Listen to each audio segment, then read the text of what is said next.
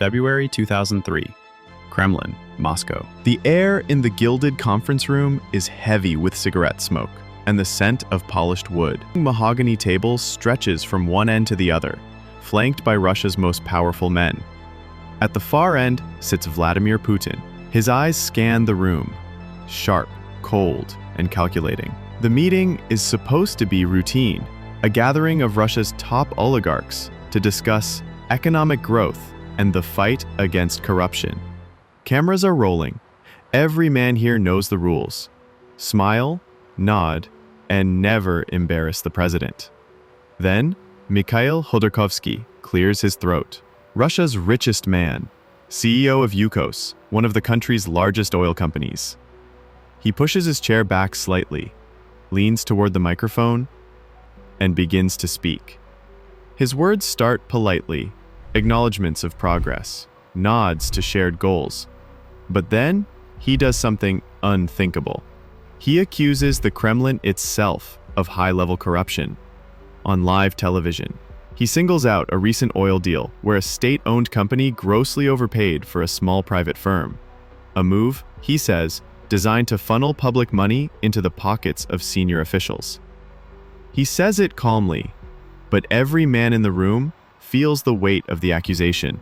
For a moment, silence. Then, Putin leans forward. Recently, your company has had some tax issues, he says. His voice is low, almost casual, but the words cut like a blade. Everyone knows what he's really saying. I can destroy you. Khodorkovsky smiles faintly, but in that moment, he has crossed a line that no one in modern Russia crosses. Mikhail Khodorkovsky wasn't just a businessman. He was Russia's richest man, worth over $15 billion, and the first oligarch to publicly challenge Vladimir Putin's authority. This was more than an argument about oil deals. In the Russia of the early 2000s, there was an unspoken deal between the Kremlin and the oligarchs.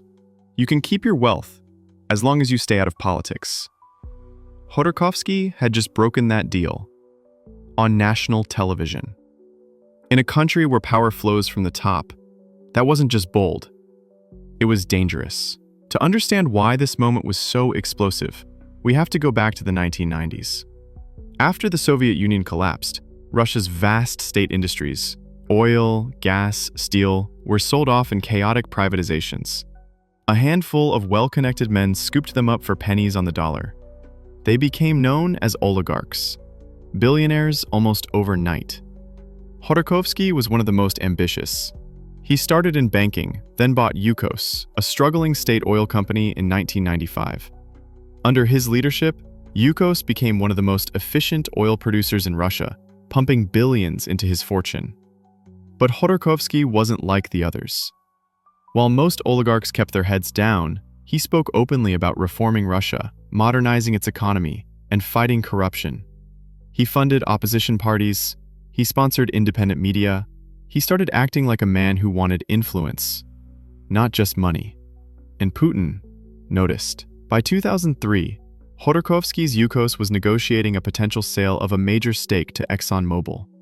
If the deal went through, an American company would gain significant influence over one of Russia's largest oil producers. To Putin, this wasn't just business. It was a threat to Russian control over its own energy sector, and by extension, its political power. At the same time, Khodorkovsky's public criticism of government corruption was growing sharper. He gave interviews, attended forums, and, most dangerously, made his televised accusation inside the Kremlin itself. It wasn't just words. It was a challenge. Within weeks, the pressure started. Tax authorities began routine inspections of Yukos offices. Police raided the homes of senior executives. Several of Khodorkovsky's closest allies were arrested on charges that seemed to appear out of thin air. In Moscow's business circles, whispers began. Leave the country now. Friends told him to disappear, to manage Yukos from London or Switzerland until the storm passed. But Khodorkovsky refused. He believed that leaving would make him look guilty. Besides, the Exxon deal was still alive, and if it closed, he thought it might give him protection. But in Putin's Russia, protection doesn't come from foreign deals. It comes from loyalty. October 25, 2003, Khodorkovsky's private jet lands in Novosibirsk for refueling during a business trip. The pilots are told there will be a quick security check before takeoff. 3 men in airport uniforms board the plane, searching the cockpit and first-class cabin. Then, heavy footsteps on the tarmac. The cabin door opens. Masked men in black uniforms, rifles at the ready. Special forces. Spetsnaz. Khodorkovsky doesn't resist. He knows this is the endgame. He is flown to Moscow and paraded before the media as charges are read: fraud, forgery, embezzlement, tax evasion. The court orders him held in one of Russia's most notorious pretrial prisons, where overcrowding and tuberculosis are common. On his first night in the penal colony, Khodorkovsky writes a short letter to his children. It isn't defiant or political. He tells them to study hard, to take care of their mother, to avoid anger, even when it is justified.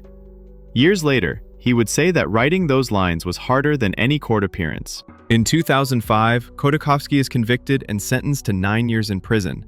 Yukos is hit with massive tax bills it cannot pay. The state seizes its assets and sells its prime oil fields to Rosneft, a state company loyal to the Kremlin.